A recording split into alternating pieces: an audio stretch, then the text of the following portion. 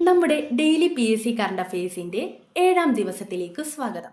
അപ്പോൾ നമുക്ക് നേരിട്ട് തന്നെ ക്വസ്റ്റ്യനിലേക്ക് കടക്കാം. എന്നത്തെയും പോലെ തന്നെ ആ ഒരു ക്വസ്റ്റ്യൻ ഇതാണ്: 70ാമത് ഫിലിം ഫെയർ അവാർഡ്സ് സൗത്തിൽ മികച്ച നടനുള്ള പുരസ്കാരം നേടിയത് ആരാണ്? ഉത്തരം അറിയാമോ? ഇല്ലെങ്കിൽ ഈ വീഡിയോയുടെ അവസാനം ഞാൻ ഉത്തരം പറയുന്നതാണ്. നമുക്ക് ഇന്നത്തെ അപ്ഡേറ്റ്സിലേക്ക് പോവാം. ഒന്നാമത്തെ ക്വസ്റ്റ്യൻ: കേരള തീരത്തെ കള്ളക്കടൽ മുന്നറിയിപ്പ് നൽകുന്നതിനായി വികസിപ്പിച്ച സംവിധാനം ഏത്? നിവാസ് ആണ് കേരള തീരത്തെ കള്ളക്കടൽ മുന്നറിയിപ്പ് നൽകുന്നതിനായി വികസിപ്പിച്ചെടുത്ത സംവിധാനം. അടുത്ത ക്വസ്റ്റ്യൻ: സിവാസ് സംവിധാനം വികസിപ്പിച്ചത് ഏത് സ്ഥാപനമാണ്? ഇൻകോയിസ്, INCOIS, ഇൻകോയിസ്. സിവാസ് സംവിധാനം വികസിപ്പിച്ചത് ഏത് സ്ഥാപനമാണ്? ഇൻകോയിസ്. അടുത്തത്: സ്വെൽ സർജ് എന്നത് എന്തിനെയാണ് സൂചിപ്പിക്കുന്നത്?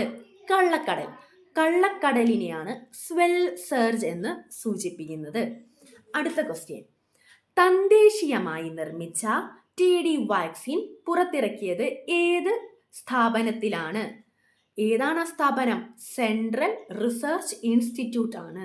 സെൻട്രൽ റിസർച്ച് ഇൻസ്റ്റിറ്റ്യൂട്ട് ആണ് തദ്ദേശീയമായി നിർമ്മിച്ച TD വാക്സിൻ പുറത്തിറക്കിയത്.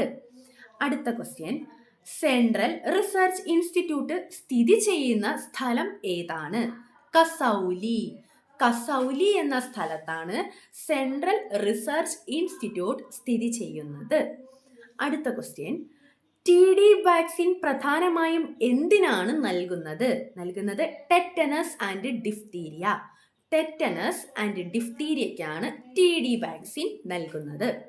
അടുത്തത്: TD വാക്സിൻ പുറത്തിറക്കിയത് ആരായിരിക്കും? JP നന്ദയാണ് TD വാക്സിൻ പുറത്തിറക്കിയത്. അടുത്ത ക്വസ്റ്റ്യൻ: RBIയുടെ രണ്ടാമത്തെ സുരക്ഷിത ഡാറ്റാ സെന്റർ സ്ഥാപിച്ചിരിക്കുന്നത് ഏത് സംസ്ഥാനത്തിലാണ്? ഒഡീഷയിലാണ് RBIയുടെ രണ്ടാമത്തെ സുരക്ഷിത ഡാറ്റാ സെന്റർ സ്ഥാപിച്ചിരിക്കുന്നത്.